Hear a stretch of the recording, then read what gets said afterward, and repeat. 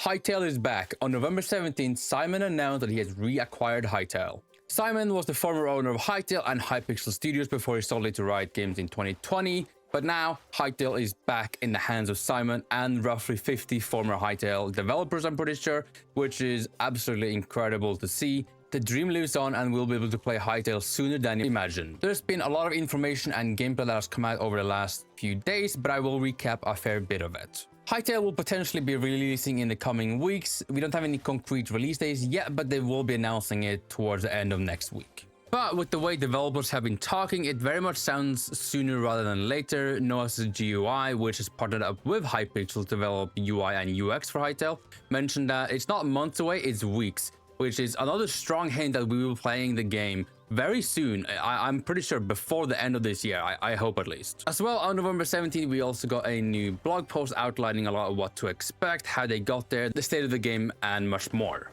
I'll start out with the TLDR.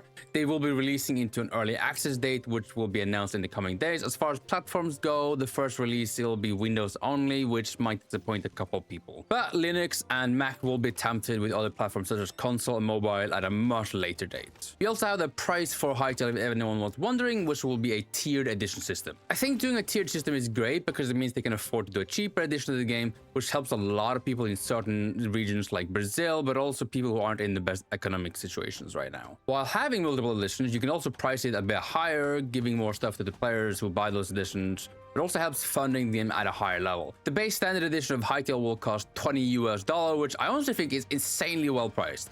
I fully expected 30 or 40 US dollars, but I'm so glad it's 20 instead. The second edition will be called the Supporter Edition, which will be available for 35 US dollars, and the Cursebreaker Edition for 70. With the Standard Edition, you just get the game, but if you want to spend a bit more on Supporter and Cursebreaker Edition, you will get extra cosmetics such as hats, capes, and more. Those cosmetics will be shown at a later date. You will be able to upgrade from Standard and Supporter up to Cursebreaker if you want to. What can you expect with the early access state? Expect bugs, unfinished content, mobs, NPCs, and tools to be unbalanced, just generally a rough game. So expect frequent updates to the game that I think they'll be iterating really quickly, which might break things. Simon just today mentioned that he was testing the exploration mode game loop for around 2 hours, with no crashes, a lot of fun moments, but that there's still a lot of work ahead to make the game actually good.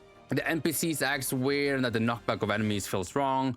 They mentioned that the shovel has also been added back, but it has an interesting cool little AoE dig, which is pretty cool in my opinion. There's a lot of expectations going into this early access, but it's important to set those expectations low or at least temper them a little bit. I know a lot of people might be really excited for the game, but remember, it's going to be released in a very rough state. The game you will be playing is not a finished state. It is not extremely playable. It's running on a 4-year-old build with over 300 fragmented branches, basically different builds of the game. But they've been able to Frankenstein it into one singular branch, which is great to see. I think as long as the game itself is just fun, which I'm gonna be completely real, the gameplay showcase looks incredibly fun and I can see myself getting lost in it for weeks. I expect bugs, but at the end of the day, the game looks fun, the combat looks fluid, the movement flows really well, and exploration looks rewarding.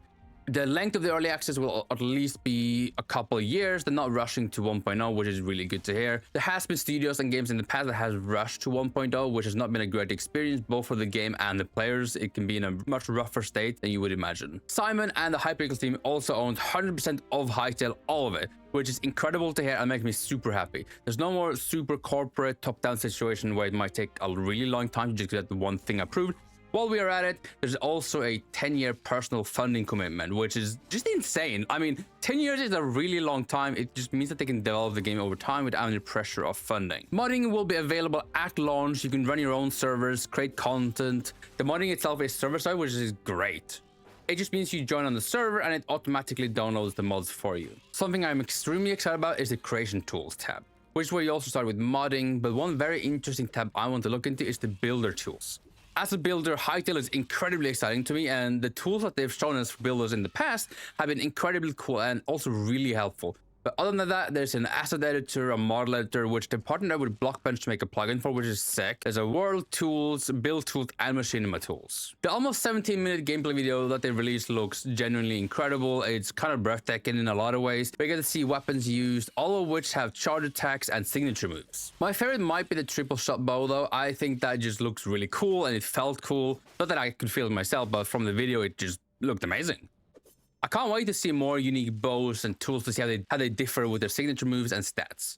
The mini hand crossbow is also super cool. I can't wait to see the full-size crossbow in action too. The movement is something I caught on to immediately. I know they showed some bits and pieces of the movement years ago, but seeing it properly in action now is just incredibly cool. With the ledge grabbing, mantling, roll, slide, all of it flows really well together. It also seems like the roll negates some fall damage as well. I'm not sure if that's intended or not. It makes sense though. And oh my god, hallelujah. Chopping down trees, what? You can take down an entire tree by just cutting the stem.